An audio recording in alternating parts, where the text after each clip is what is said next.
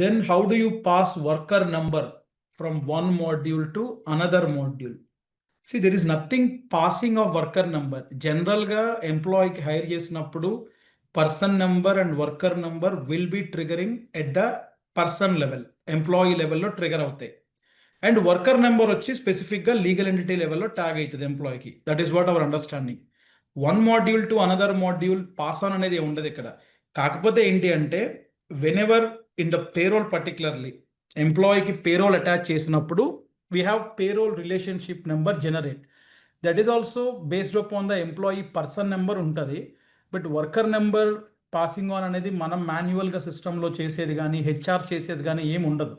ఆటోమేటిక్గా whenever we hire the employee, the worker number will generate as per the generation method we kept at the enterprise or legal entity level అని చెప్పొచ్చు దీనికి answer.